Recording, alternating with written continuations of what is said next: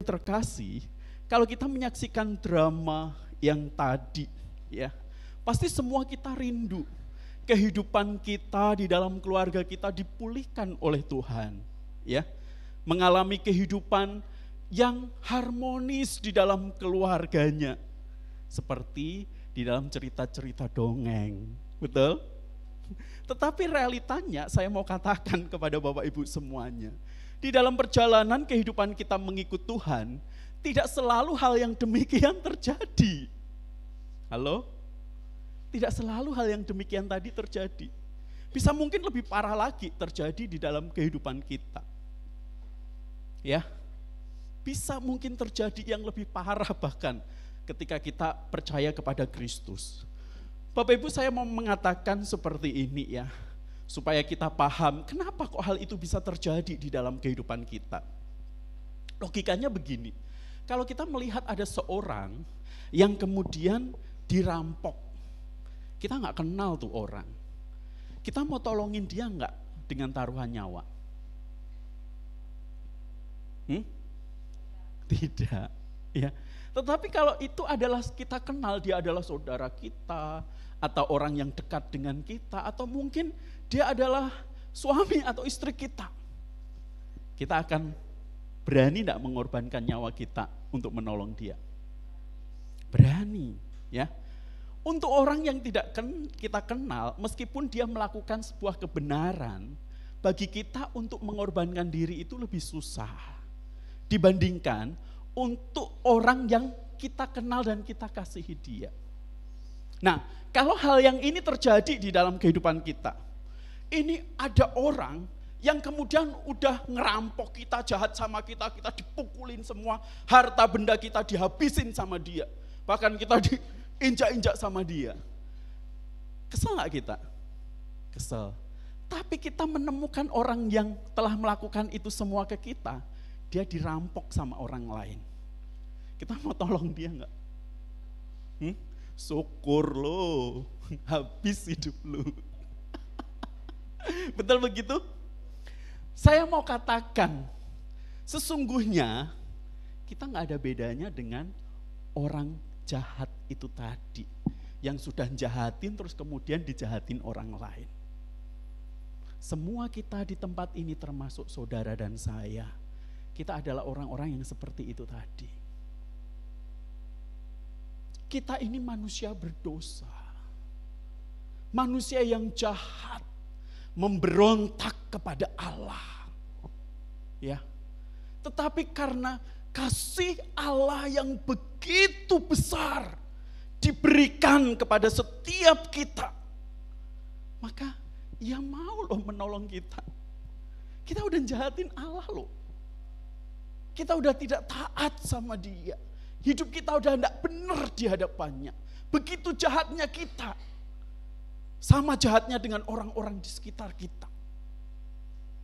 Tetapi dengan orang yang demikian, Allah mau untuk datang dan menyelamatkan kita. Maka hari ini kita memperingati yang namanya Natal. Inilah yang kita sebut dengan luar biasanya Kristus. Kristus justru memilih untuk hadir ke dunia bagi kita. Dan kita tahu betapa agung kasihnya Kristus di dalam kehidupan kita. Bapak Ibu, kalau kita adalah orang-orang yang berdosa, yang tidak taat kepada Tuhan, terus kemudian kita mendapati kehidupan kita dalam perjalanan, kita hidup di dalam kesusahan, penderitaan, itu wajar nggak terjadi di dalam kehidupan kita? Wajar kan? Apakah Allah punya kewajiban untuk menolong kita? Sesungguhnya tidak.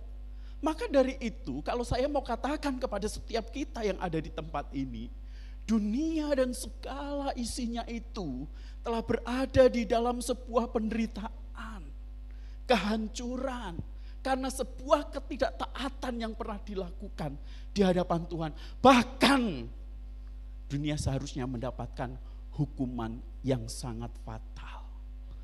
Maka dari itu, kalau kita mempelajari bagian Alkitab yang kita baca di dalam Roma tadi, Ini berbicara tentang kemuliaan di tengah penderitaan.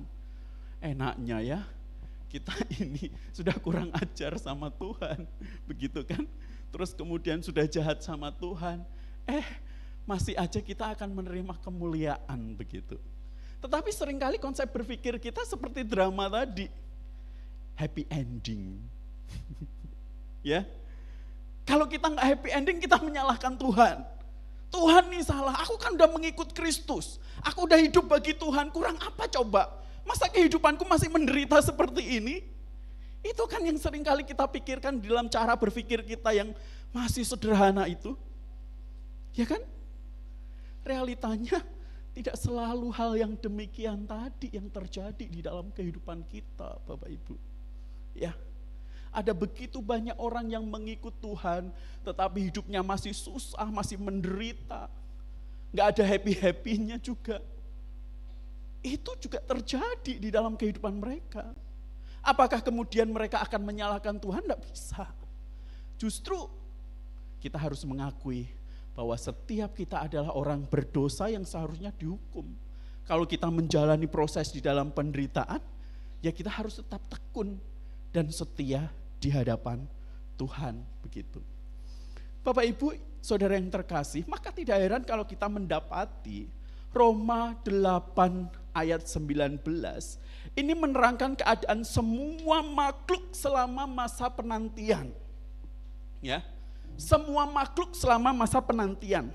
Maka di situ dikatakan, sebab aku yakin bahwa penderitaan zaman sekarang ini, maksudnya yang ingin dikatakan Paulus adalah kamu ini lagi di dalam kondisi yang menderita di dunia.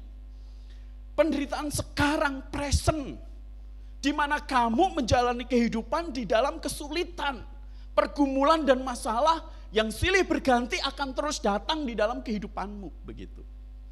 Ya, coba serius saya tanya kepada Bapak Ibu yang udah banyak makan asam garam maupun yang belum. Pernah nggak dalam kehidupan kita nggak ada masalah? Selalu kan ada aja masalah datang, kekhawatiran dan lain sebagainya. Nah, Bapak Ibu, maka tidak heran kalau Paulus mengingatkan mereka, penderitaan yang kamu alami ini nih sekarang ini tidak sebanding dengan kemuliaan yang nanti akan kamu terima. Itu berbicara tentang apa? Kemuliaan setelah berakhirnya kehidupan kita. Bukan berbicara kemuliaan nanti atau besok atau 10 tahun lagi yang akan kita terima, tidak. Alkitab tidak mengajarkan hal itu di dalam kehidupan kita. Ya. Jadi jangan salah berpikir kalau kemudian kita mengaku diri kita menjadi orang Kristen, maka kehidupan kita akan dipulihkan, ekonomi kita akan dipulihkan, rumah tangga kita akan dibuat harmonis. Tidak begitu juga, begitu loh. Ya kan? Kalau itu terjadi ya puji Tuhan, betul? Tapi kalau itu tidak terjadi, ya jangan puji setan, begitu kan? Nah, Bapak Ibu Saudara yang terkasih, maka di bagian berikutnya, di ayat yang ke-24 dan ayat yang ke-25, jelas tadi di situ dikatakan bahwa sebab kita diselamatkan dalam pengharapan. Namun pengharapan yang dilihat bukan pengharapan lagi. Sebab bagaimana orang masih mengharapkan apa yang dilihatnya. Maksudnya apa? Jaminan pengharapan di dalam Kristus itu adalah jaminan yang iya pasti terjadi. Semua kita yang mengaku Yesus adalah Kristus akan mendapatkan sebuah pengharapan kehidupan yang kekal. Itu pasti terjadi. Ya.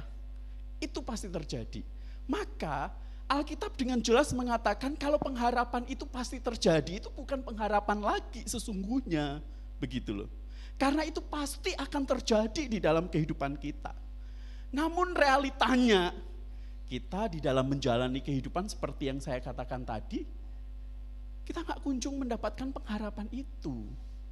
Karena memang pengharapan itu tidak dijanjikan selama kita ada di dunia.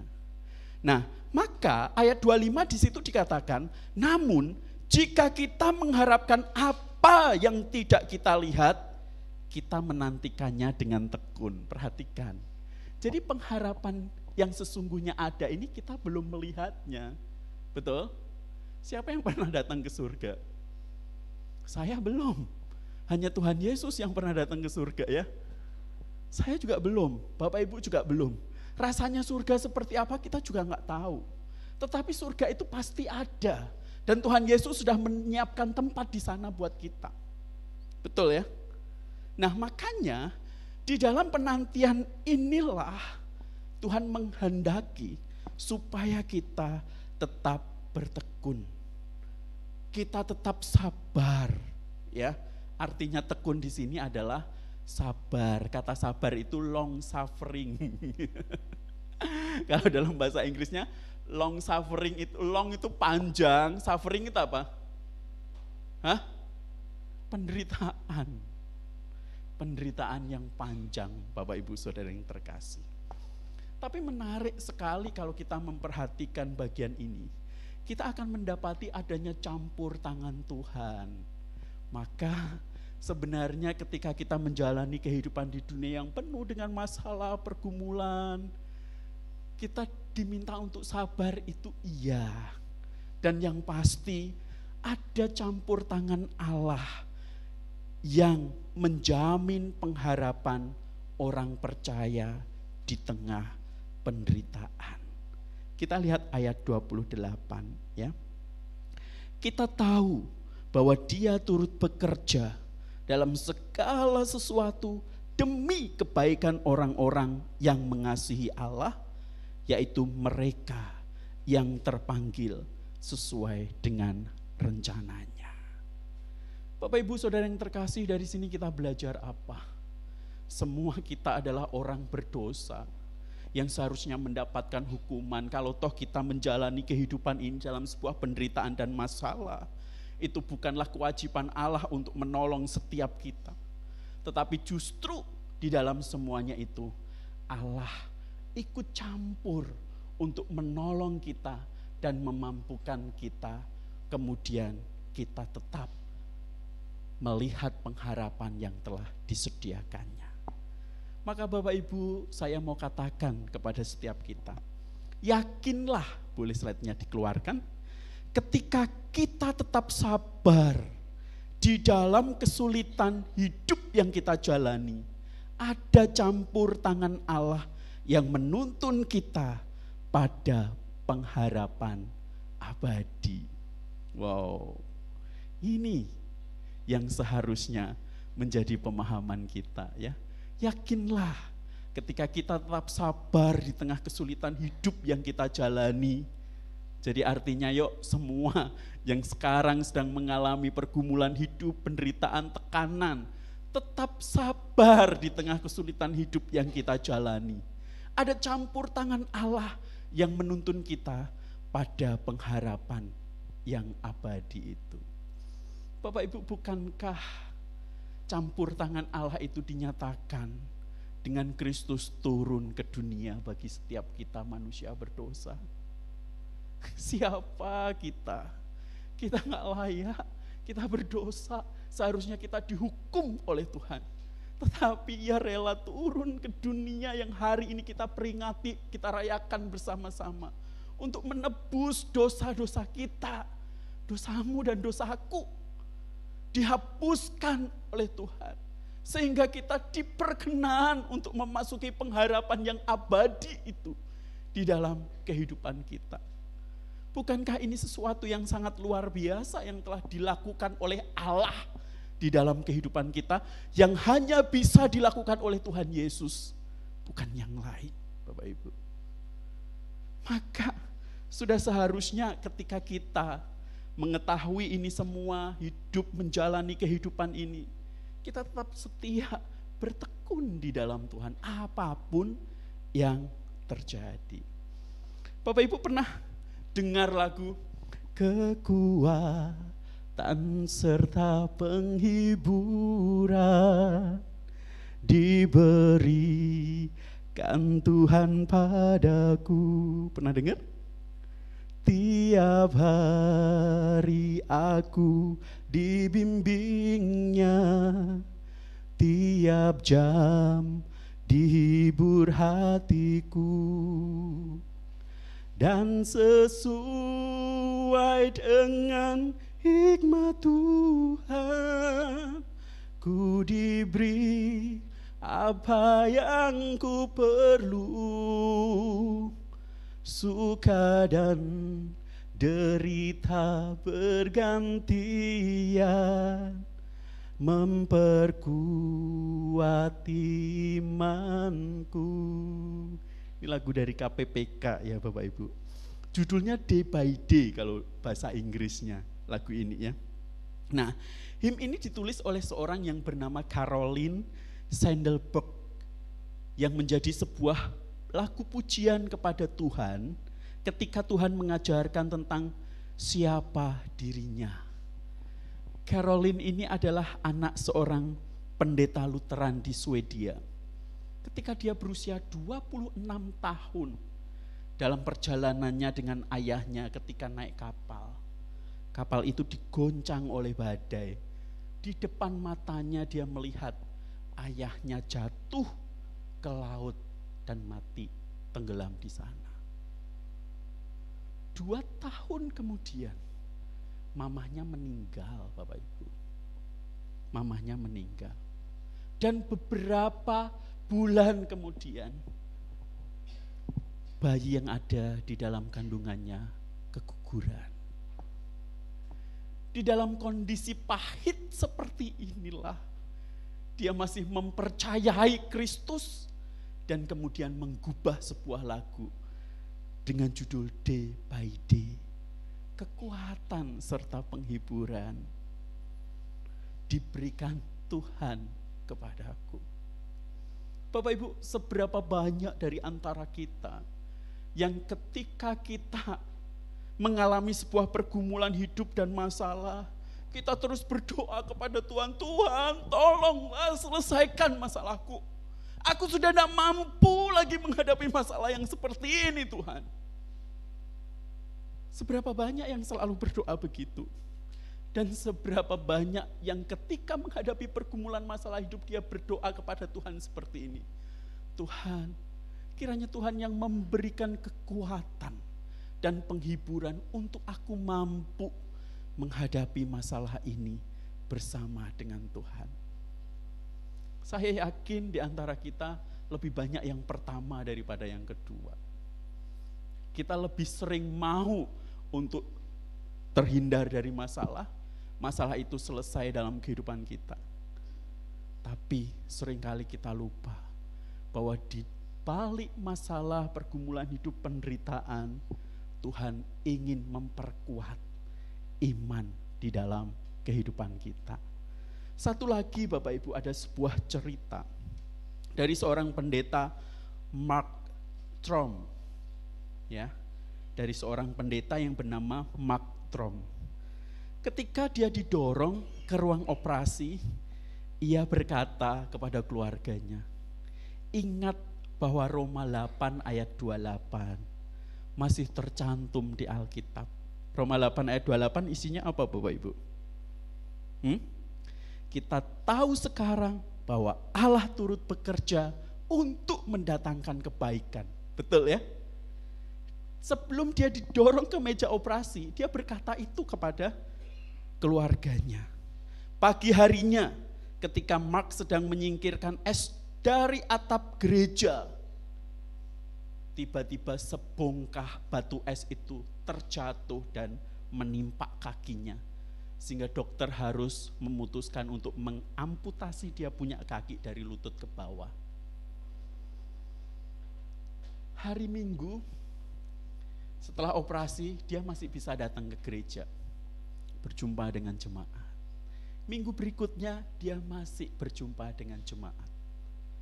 Tetapi di minggu yang ketiga pagi hari dia mengalami sesak nafas karena peradangan paru-paru akibat amputasi kakinya, dan dia meninggal. Dia percaya Roma 8 ayat 28. Tetapi apakah dia masih diberi hidup di dunia? Jawabannya tidak. Tetapi Papa dan anak-anaknya berkata kepada jemaat itu, saya selalu mengingatkan kalian, Roma 8 ayat 28 masih tercatat di dalam Alkitab. Kita tahu sekarang Allah turut bekerja untuk mendatangkan kebaikan. Bapak Ibu, seberapa di antara kita yang hari ini di dalam pergumulan yang tidak mudah? Seberapa di antara kita yang sering kali mengalami penderitaan yang datang silih berganti tanpa permisi? Belum hilang yang satu, datang yang lain. Berdoalah kepada Tuhan, bukan meminta supaya masalah itu hilang. Jangan. Berdoalah supaya Tuhan memberikan kekuatan, penghiburan, dan kemampuan untuk kita menghadapi semuanya itu. Dan ingatlah satu hal, pengharapan abadi telah disediakan Allah jauh lebih luar biasa daripada penderitaan sekarang, pergumulan sekarang yang kita alami di dunia. Bukankah untuk itu semua Kristus harus turun ke dunia? Bukan hanya turun menjadi sama seperti kita, tetapi dia harus mati di atas kayu salib untuk menghapuskan dosa-dosa kita, menggantikan hukuman yang seharusnya ditimpakan kepada kita. Malu kita kalau kemudian di dalam menjalani kehidupan kita masih menyalahkan Tuhan. Betapa baiknya Dia, lebih dari semua yang ada di dunia ini. Allah terlampau baik bagi kita. Tetap percaya kepadanya, tetap tekun, tetap sabar menantikan pengharapan abadi yang akan dinyatakan kepada kita. Mari kita berdoa.